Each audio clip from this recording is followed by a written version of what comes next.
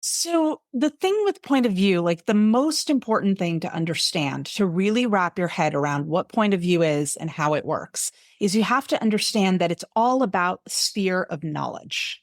So like the narrator, the entity that's telling the story has a certain sphere of knowledge. You, the writer, have a bigger sphere of knowledge. You know more things than the narrator necessarily knows because you need to know all of those things like who your character's third grade teacher was and all of that stuff so that you can write amazing characters. But that doesn't need to go into the book.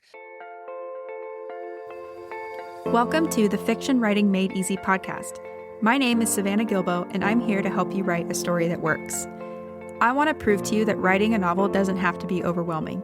So each week, I'll bring you a brand new episode with simple, actionable, and step-by-step strategies that you can implement in your writing right away. So whether you're brand new to writing or more of a seasoned author looking to improve your craft, this podcast is for you. So pick up a pen and let's get started. In today's episode, I'm sharing a conversation I had with Gabriela Pereira all about point of view and voice. Gabriela is an author, speaker, and entrepreneur who wants to challenge the status quo of higher education, which I absolutely love. She's the founder of DIYMFA.com, and it's her mission to empower writers, artists, and other creatives to take an entrepreneurial approach to their education and professional growth. Gabriela is also the author of one of my favorite craft books called DIY MFA, which we will link to in the show notes. Now, I'm super excited to share this conversation that we had because writers have a lot of questions about point of view and voice. So, questions like, how do I choose the best point of view for my story? Are there any things to consider when choosing the right point of view for my story? And then how does all of this relate back to voice? So voice is one of those nebulous things that I get a lot of questions about. What is voice? How do I find my voice? And things like that. And I love Gabriela's take on all things point of view and voice. So I am absolutely thrilled to have her on the show to answer some of these questions for us. I won't spoil any of the details of our conversation, and I won't make you wait any longer. So let's go ahead and dive right in to my conversation with Gabriela Pereira about point of view and voice. Hi, Gabriela. Thank you so much for coming on the Fiction Writing Made Easy podcast. Thank you so much for having me. I'm so excited to be here. I'm so thrilled to have you here because your craft book, DIY MFA, is one of my all-time favorite craft books, and it's something that I recommend to writers all the time. So I appreciate you so much for writing it and for showing us all how we can DIY our own MFAs. It's my pleasure. Now, I did introduce you in the introduction, but can you just give us a little overview of who you are, what you do, and things like that? So I am the founder and instigator of DIY MFA, which is the do-it-yourself alternative to a Master of Fine Arts in writing. Basically, we help writers get the knowledge without the college, and I'm doing air quotes here for our listeners. So yeah, that's basically what I do. I mean, we do courses, we do all sorts of workshops, and we have a membership and all that sort of stuff. As far as like the fun stuff, I am a native New Yorker and I live there still. I had brief stints during college and grad school outside of New York and realized that you can take the girl out of the city, but you can't take the city out of the girl. So I am now back in my favorite city in the world, and I am obsessed with theme parks. That is like a fun little side tidbit. I love that. What's your favorite theme park you visited? Oh, I have to say, like, I'm a Disney girl. I love the Disney parks. Yeah. Like, especially Disneyland, because it's the original, so to me, that one's a little special. Oh my gosh, I love that. And who is your favorite Disney character? Belle from Beauty and the Beast. Yeah. Because I mean, you can't hate on a girl who loves the library, right? That's right. I mean, yeah. It's kind of perfect. I love that. Well, we're going to talk today about point of view and voice. And I know this is a topic you're interested in. It's also something you do a great job of breaking down and making, these concepts of point of view and voice. You do a great job of making those things accessible in your book, DIY MFA. So I do want to talk about that. But before we go into my questions for you, I do want to remind listeners that we have an episode about the basics of point of view. So what are the different point of view choices? First person, second person, third person, and then your options within third person. If you want to listen to that, or if you haven't listened to it, it's episode number 90, and we will put that in the show notes for easy access along with Gabriela's books and her website and things like that. But Gabriela, where would you start if you're a writer who's thinking about how to make the choice of which point of view to use and things like that? So a lot of writers will ask me, like, does it depend on something? Does it depend on, the genre you're writing in or the age range? Like, where would you start? So the thing with point of view, like the most important thing to understand, to really wrap your head around what point of view is and how it works, is you have to understand that it's all about sphere of knowledge. So like the narrator, the entity that's telling the story has a certain sphere of knowledge. You, the writer, have a bigger sphere of knowledge. You know more things than the narrator necessarily knows because you need to know all of those things, like who your character's third grade teacher was and all of that stuff so that you can write amazing characters. But that doesn't need to go into the book. And then the narrator's sphere of knowledge isn't necessarily the same sphere of knowledge as the characters. So there are going to be some characters who have information and know things that are outside the range of what the narrator has access to. And the narrator's access is what's going to determine how you tell your story. So going back to your question, how do you choose your point of view? There's sort of two things. One of them is sort of artistic preference. Do you have a certain point of view that speaks to you? Like there's some people who they can only write in the first person. That is their jam. That is how they write. That is how they experience their characters. I'll admit that tends to be my direction as well. I tend to lean into first person a bit more than third person. But that's an artistic choice. But then there's also the logistical choice. Like, do you need to be able to get inside the head of your villain? If that's the case, then maybe a multiple point of view is the way to go, because then you can be in one character's point of view in chapter 1, and then in the villain's point of view in chapter 2, and then back to the protagonist's point of view in chapter 3, and you kind of ping pong like that. So it's a combination of artistic choice and logistics. But I really want to stress the importance of logistics, because I think a lot of people kind of think, oh, like, first person's my way of doing things, and that's how I'm going to do it. And then they paint themselves into a corner where they need access to a character's brain and they just don't have that access. Like, what are they going to do? Yeah. And I love that you talk about logistics, because that's something I see when I'm working with writers is kind of two parts to this. One is it's like, I need to show all the things and do all the things. So they end up having like 8 point of view characters. And like, yes, that is a way to do it, right? But it's kind of like logistics plus what is the reason for having the points of view you do and for the, the choice you make. And like you said, if it's artistic preference, first person over third person, I think that's totally valid and great. And then it's kind of the second layer is like, okay, how many characters and what lens are we showing, the story through those characters? And I like that you said also it's about how much knowledge the narrator knows at any given time. And something we talk about a lot in my course and my membership is that writers have the burden of knowledge, right? Mm-hmm. So we know everything, and it's really hard sometimes to write through the character's lens or the narrator's lens. But, that's essential to storytelling.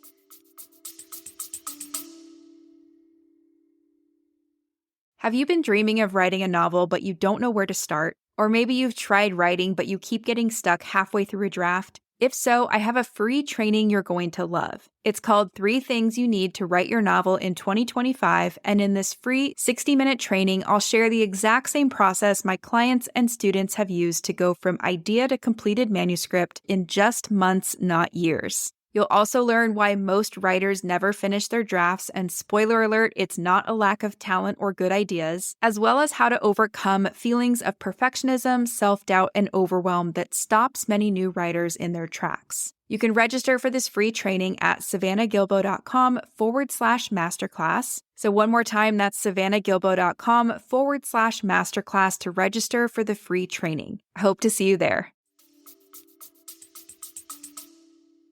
Exactly. Like as a writer, we have to be able to whittle down that huge pool of knowledge that we have to the barest essentials. I call it putting your reader on a need to know basis. Like your reader only needs the information they need to know in that moment. And you don't need to give them all the things. Yeah. Which I think is sometimes helpful once you understand that distinction between, the author and the narrator and the character. Sometimes it's actually helpful to say, okay, I'm in my character's head. What can they know and what can't they know? And then it almost makes your job easier instead of picking all the things, Exactly. And, a lot of times narrowing your choices actually makes it more creative because then you have to work within certain constraints. And that's going to force you to think outside the box and do certain things that maybe you wouldn't have gotten there if you had like 30 points of view and you hadn't had to limit it down to like 3. The fact that you're narrowing your options actually can make you more creative in the process. Right. And a better writer, I think, too, because I see a lot of people that they kind of choose multiple points of view by default because they're like, I don't know how else to convey this information. And then when it comes time to edit, they're just like, yeah, I feel like something's wrong, and they decide they're going to whittle it down. And they're like, but I don't know if I can execute it the way that I think I need to. So I think I like to tell people like rise to the challenge, right? Rise to the challenge, limit your options. It'll actually make it easier and more impactful. So you have 3 rules of point of view. Keep it consistent, keep it sustainable, and keep it real. Do you want to talk about those? Yeah. So keeping it consistent means once you pick a lane, you need to stick in that lane. Like you can't suddenly, start out doing first person point of view and a single first person point of view and then just be like halfway through the book, throw it out the window and multiple third person point of view just comes out of nowhere. That is going to throw your reader for a loop and your reader's not going to be a happy camper. So you need to, pick a lane. And then once you've made that choice, stick to it. And remember, sticking to it actually makes you more creative because now you're working within constraints. Mm-hmm. The second one is sustainable, right? So you want to make sure that whatever choice you make is something you can sustain for the long haul. So one thing that I often see is writers try to get like really fancy and, they do like second person or they do like epistolary or they do, diary entry form. And those are all perfectly fine ways of handling point of view. But is it going to be sustainable for the long haul? It could be. There are books that are written all in second person. There are books that are written all in diary form or epistolary form, but you want to make sure that you can pull it off and that you're not painting yourself into a corner because there are certain things that certain points of view can't do. Like, for example, in epistolary form or diary form, it's going to be a lot harder to pull off dialogue because people don't write dialogue in their diaries. Like that's just not realistic. Right. So you're going to need to figure out ways to handle dialogue and ways to handle characters talking to each other in a way that actually feels real to the form that you've chosen. So that's the thing that you need to think about in terms of sustainability. Is this something you're going to be able to sustain for the length of the project that you're writing? If you're writing something short, you can totally pull off super fancy points of view. But if it's something long, then you need to really think about it. Yeah. The other thing, I'll just chime in really quick. The other thing I see too is when people do diary entries or they try to get a little more creative, they sometimes forget that when you're writing in a diary, you do have hindsight, right? Or like they'll include hindsight in 2 chapters. And then they kind of just abandon that. And it's funny because the other day, a writer I worked with, she had beta readers that were like, we love those 3 chapters where you did hindsight. And she's like, oh, great. Because I wasn't planning on going back and sustaining that, but they wanted more and more and more because it just felt very random. So I love the keep it sustainable tip.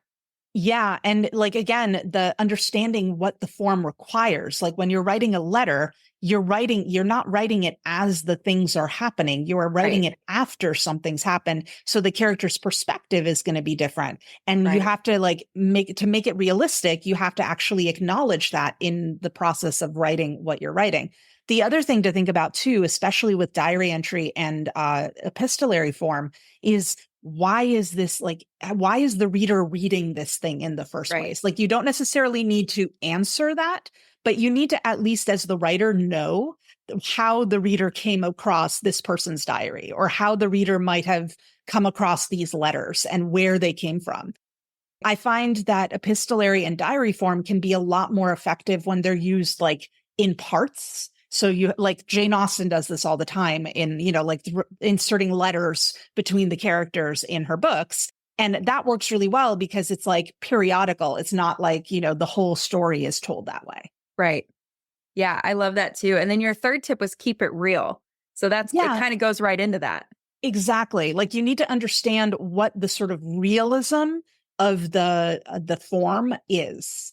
And the other thing to understand, and this is something I learned from amazing writer, David Morrell, who came on our podcast and came on our summits. And he was talking about at one point at a conference about how point of view came about, like how people started using different points of view. And the Interesting. way he explained it is like people started out with the first person because they felt like that was the most realistic way of telling a story. You know, you're hearing it from the horse's mouth.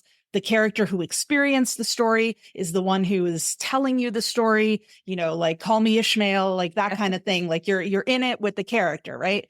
And then eventually they moved into third person because it was more like just the facts, ma'am. You know, like the character was almost like a reporter telling the story in sort of an objective, distant kind of way. And so understanding where these points of view came from then gives you a window into how you can use them yourself. So like if you're choosing a first person point of view, recognize that like the reader is going to be hearing it from the horse's mouth, as it were. The reader is hearing it directly from the character who's experiencing the story. And so that's going to affect how the story is told. And that's going to affect the level of realism in the story, as opposed to like third person, where it's a bit more objective, a little bit. I mean, nowadays people use limited third person, where you're like really up close and personal. The narrative distance is really tight, but you still have that slight objectivity. You're a little further away than if you were in the first person, where you're like in the character's brain. So you need to understand how the realism factor plays into each of these different types of point of view. And then just, as you know, use that awareness to inform how you write the story.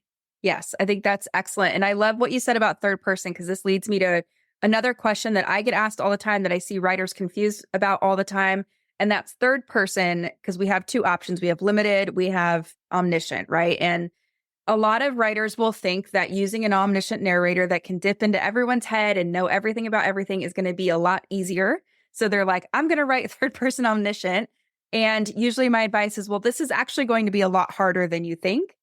What do you think about that? So omniscient is funny. There was a time, like, I want to say maybe like 20 years ago ish, where omniscient was like dead. Everyone was just like, don't use omniscient. Like it's dated. It's, you know, it's from the, you know, it's 19th century.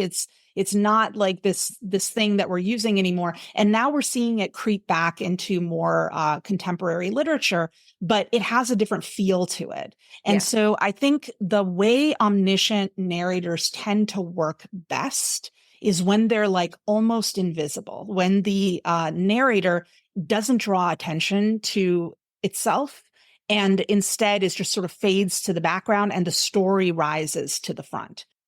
I think the way omniscient sort of feels dated is when you get this very opinionated narrator who's kind of like breaking the fourth wall and in your face and telling you, I mean, it can work in some cases when it's sort of tongue in cheek and it's like, you know, dear reader, this, that, and the other.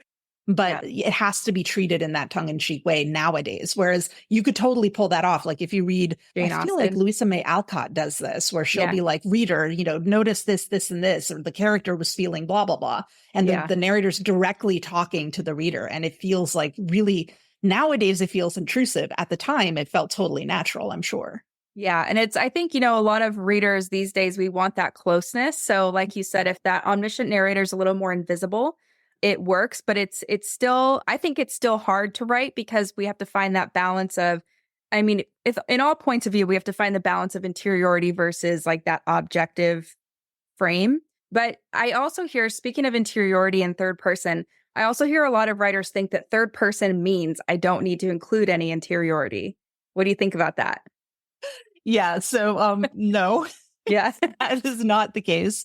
It just means that the interiority is going to be different. Yeah. And it's going to come across differently. So like when you're in the first person, the character's thoughts are the narration. So whatever the narration is doing, that is what's going through the character's head. And so it's really natural to kind of move from interiority to, you know, not, because you're moving from basically narration to like action and dialogue. Mhm. But in third person, you actually have to like put the thoughts in a little bit more deliberately. But the characters still have thoughts and feelings, and they still have to come across on the page. And, you know, putting them in italics and italicizing, like, you know, oh no, what did I just do as the character? Like, I find that kind of a little goofy. Like, I think it can work sometimes, but to me, I feel like it's much more effective if the thoughts are sort of seamlessly worked into the narration in a way that isn't quite so like, I don't want to say didactic isn't quite the right word, but sort of obvious as that way.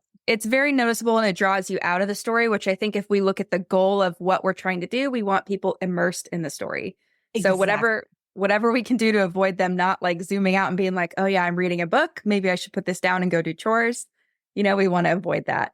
Exactly. And then so we want to talk about voice too, because obviously this all relates and you have to know kind of how you're framing the story, who's telling the story to look at voice. And there are levels of voice, which we'll get into, but I want to kind of stay on this third person omniscient and this third person narrator, because I feel like a lot of people think that a third person narrator doesn't have a voice because they're just this objective person that sits outside the thing, or they're invisible and they have no voice. What do you think?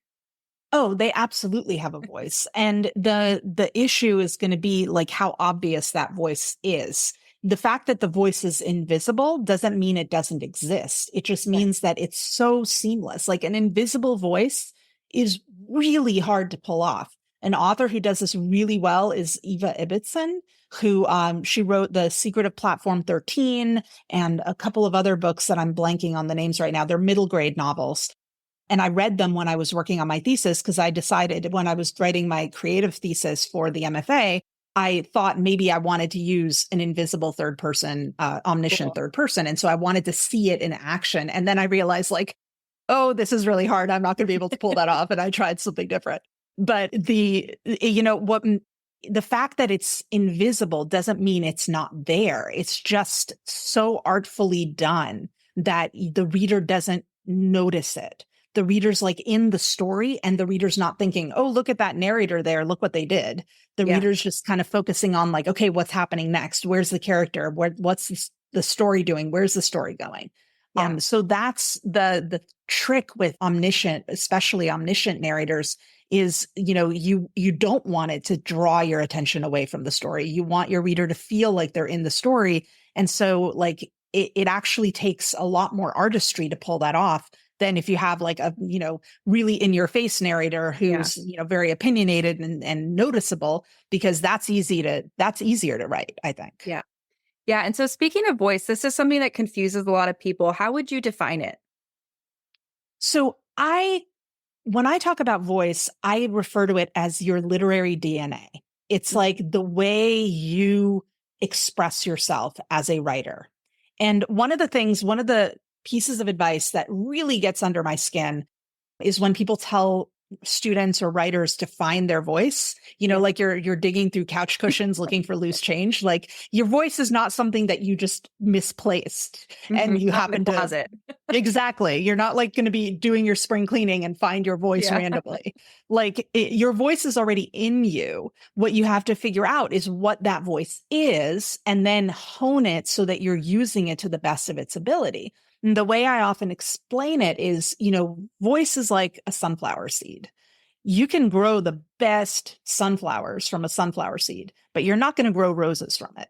So like you can make certain things really good in your voice, but if you try to make your voice something completely different from what it is, you're not going to succeed because that's not what your voice is. Your voice is a sunflower seed, not a rose seed.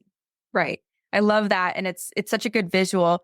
But it's, it's so true because we all have our own unique worldview, our own values, our own upbringing, our own preferences, all the things that make us unique. And I love that you said it's our creative DNA because as someone, I coach writers and I edit for writers. And if you put 4 different pages in front of me, I could tell you not just because of the content of the story, but I could tell you by how someone writes something whose work that is.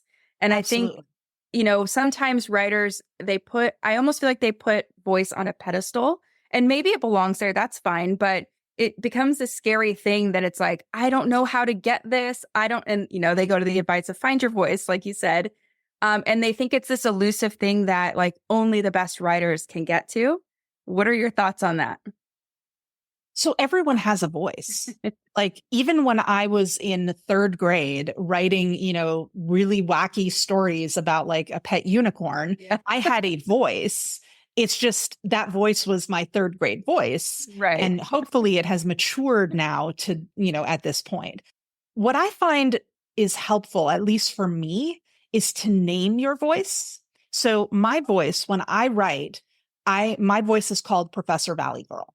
So she's, she knows her stuff. She really like communicates it. She gets deep and nerdy into the craft and all of that, but she's approachable. She's kind of like a Valley Girl. She's like fun and like you could hang out at the mall together and it would be fun. So that's sort of the vibe, the feeling that I'm going for. So like voice is a combination of the content itself and like what you're sharing, but then also how you're sharing it and sort of the expression around it. And it can be something that's as micro level as like the word choice you use in a particular sentence, or as macro level as like, the whole story that you decide to tell. Like, so voice kind of covers a lot of ground and it sort of has a big scope.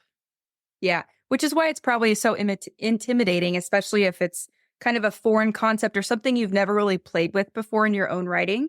But I think also it's fun to see how voice shows up in different genres. And, that's something to keep in mind too, if you're writing genre fiction, and it could be something to play with too, for better or for worse. But if you're writing like a hard-boiled mystery, what does that feel like? What is that creative DNA of that story and that author writing that story versus something like a flowery romance, So I think it's something fun. I would love people to read your book to figure out, how to break down the barrier of why voice is so intimidating and all that. But you talk in there too about multiple levels of voice. Do you want to talk about that?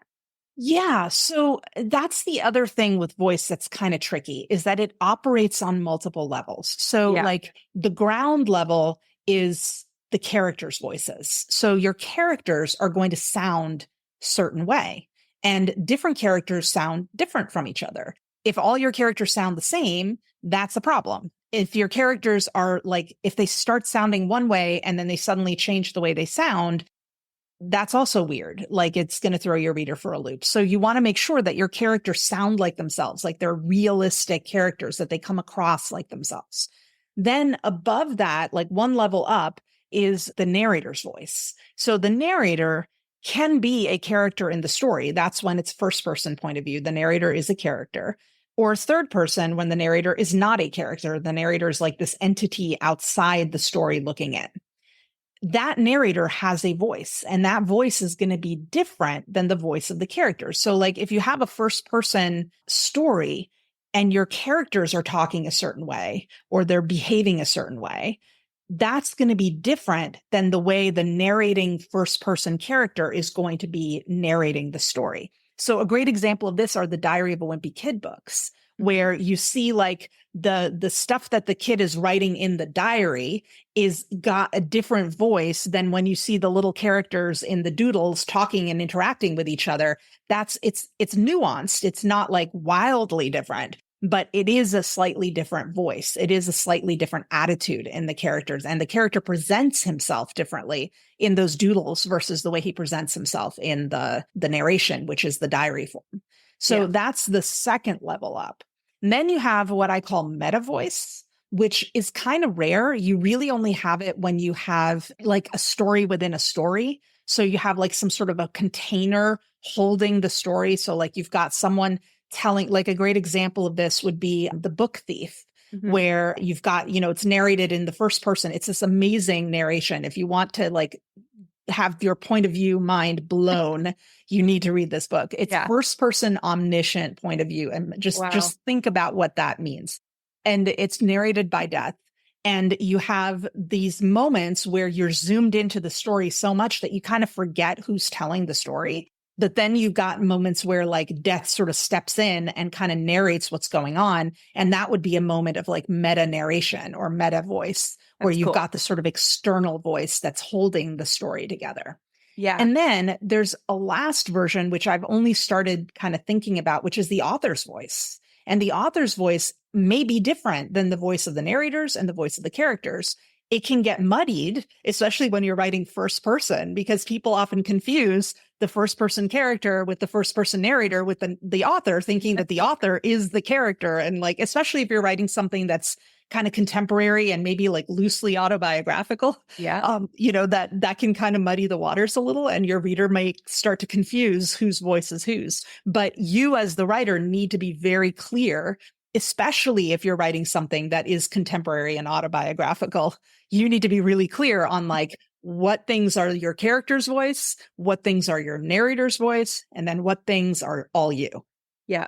And I love that breakdown. It makes me want to like go nerd out on stories even more. And I think it just goes back to what you said earlier about kind of being intentional about the choices you're making and knowing what you're in for. Because it's not, if you were to write something with like all 4 layers of point of view, it's not something you just show up and do and expect it to all work out, right? You need to have a reason. You need to have the motivation and the ability to sustain it, like you were saying earlier.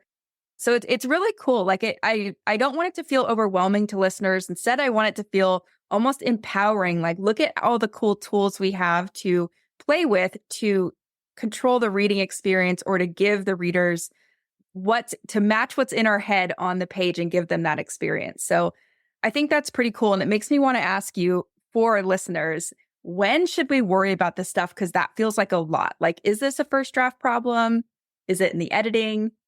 So usually voice and point of view work themselves out by the time you get to the end of a draft. Mm-hmm. So like I would tell writers, and when I'm working with writers, one-on-one or in courses who are in the process of writing the draft, my advice is always like, get it down, get to the end. That is the goal. Like your goal when you're writing draft 0 is to just get to those magical words, the end, and that's it. But trust that you're going to kind of work some of this stuff. It's like you have to metabolize it as a writer. Like you go into writing a draft and at least my experience has always been, it's like in bits and pieces and I have sort of ideas here and there. And then those ideas start to like kind of grow and sprawl. And eventually it kind of becomes something that has a shape to it. And then you can kind of push it to the end.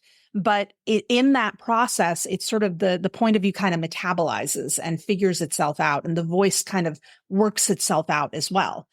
But when you get to the end, now you're going to have this draft that might be a hot mess because you may have tried like first person in chapter 1, and then you may have like figured out that actually it's third person and you wrote chapters 2, 3, and 4. And then you're like, no, never mind. Let's go back to first person.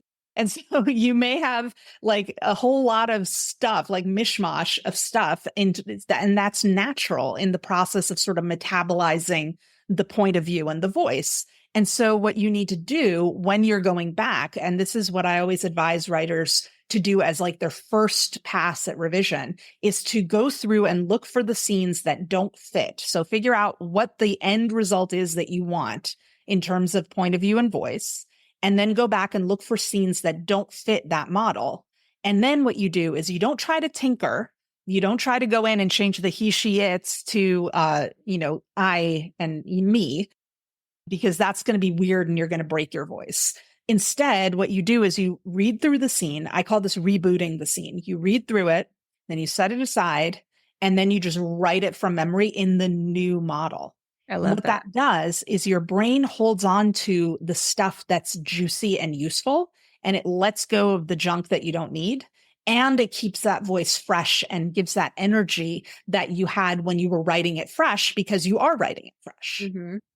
And you have all the hindsight of knowing what that draft became and all that. But 2 things I love that you said, and I want to make sure listeners hear this, is 1, it's okay to experiment in your draft, because this, I talk to my listeners all the time about how I see lots of drafts. That's my privilege as a book coach and an editor. And they're messier than you guys think. So it's okay if yours are also messy and you try versions of narrators or points of view or voice. Like, it's okay. And like Gabriela said, once you get to the end, then you can make that decision how you want to go. I also like that you said starting fresh with something that you've already created, because I see all the time people will take that scene and they will change the he, she's, and they's to the I's. And then I read back through it, or they read back through it, and I'm like, whose head are we in? And like, what is even happening? Because it just doesn't work that way. And it creates a lot of problems trying to take something and edit it into something different. So I actually love that term, rebooting a scene. And I feel like listeners can borrow that and use it in their own writing. But I love that. So it's kind of like have fun during your first draft. Then we're worried about editing and making things kind of more intentional once you get to the end. Absolutely. And one thing I'll also add is when you're in that draft 0 mode and you're just trying to get to the end, one trick that I find is if you change something, like let's say you change point of view or you change the voice or something, you're like, okay, I like this new voice. Write like a note to yourself in the text and then write the letters TK. And TK are two letters that basically never show up together in the English language. So what this does, I mean, editors use this all the time. It stands for to come. But I use this like whenever I want to make a note to myself that's easy to find, because then when you do a find replace, it automatically highlights all the TKs and it's not going to find random TKs inside of words because the English language doesn't work that way. Yeah. So this way you can kind of mark your changes as you go and make notes to yourself as you go, and then go back and easily find them and be like, oh, that's what I was doing. Or, oh, that's where I changed point of view from first person to third person or whatever. Yeah, I love that tip. And we are big fans of TK on the podcast. We talk about it a lot, and it's tends to be listeners like new favorite tool. So I'm so glad you brought it up. And, you know, I see a lot of people do this in different ways. And I think TK is one of the best ways, because imagine you have this draft and you have all these comments on the side, or you have a notebook that's next to you and you're trying to track everything. It ends up just becoming crazy and too much stuff to manage. So that's why I like Gabriela said, doing the TKs in the document, and then you could just easily search for those and, you know, take some of the stress out of the equation. For sure. So we talked about point of view. We talked about voice. Is there any like last minute words of wisdom or, you know, common mistakes you see people make that you want to address before we sign off? Oh gosh. I know it's like not an easy question. I know. I mean, there's so many, like, I guess the one thing, since we're talking about going back and revising things, the one mistake that I often see a lot of writers go through is that they'll print out their whole manuscript after they get to the end of draft 0. And then they'll sit down with a red pen and they'll start on chapter 1, page 1, sentence 1. And they start like, you know, line editing their, you know, chapters. Yeah. And, you know, redlining should be something that happens way at the end of the editing process. There's a lot of work and a lot of mileage that needs to be put in before you get to that stage where you're tinkering at the sentence level. And the reason you don't want to do this early in the editing process, it's still important. Don't get me wrong. Line editing is incredibly important and incredibly valuable, but it needs to happen at the right time.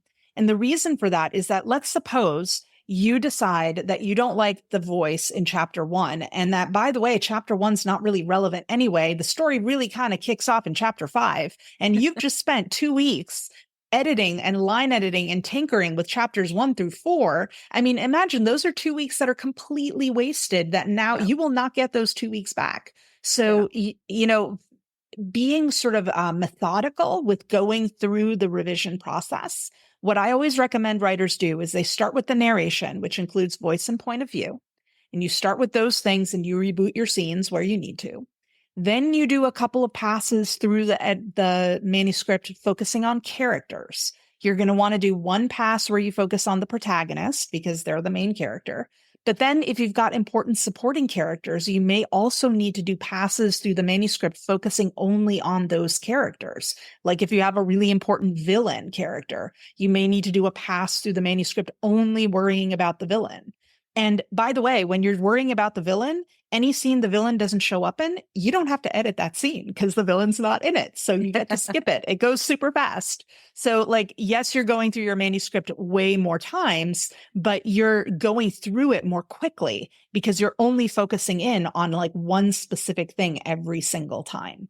And then once you've dealt with your characters, that's where I work with writers to work out the scene, like the order, the story structure. And like these scenes go here, these scenes go there. But if you don't understand what the characters are about and what their motivations are and why they're doing what they're doing, then the order of the scenes is kind of irrelevant, because the scenes, you know, they're sort of like dominoes, but like they're dominoes sitting on top of a layer of characters. So they're not going to stay standing up if the characters are all shaky. And then from there, you kind of work your way scene by scene and make sure that things are tight, you know, the dialogue is working and things like that. And then you line edit. So like there's a whole lot of stuff that needs to happen and a whole lot of times that you're going to go through your manuscript before you even get to that red pen, you know, sitting down with the printed out manuscript thing. That's still very valuable, but it happens at the end.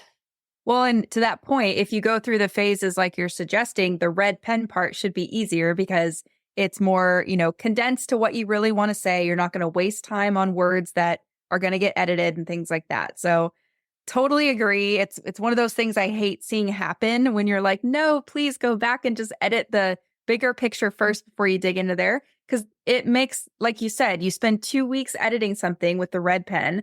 And then how on earth can you get rid of those when you've spent 2 weeks on it, right? I know. It's like it makes it harder to not be precious with your words when Yeah. you've spent all that time, working at it and getting and editing it and whatnot and tinkering with it. But if you kind of go through those larger big picture things first, then like you said, the smaller sentence level stuff, not all of it is going to work itself out, but a lot of it will. Yeah. And even like I know that you recommend thinking about point of view and voice before going into these edits, but I think the line editing phase is where you can really make that voice shine. And so if you haven't done that bigger work and your goal is to have, express your voice in the best way possible, it's going to be harder if you skip those big picture steps. Absolutely. 100%. Yeah.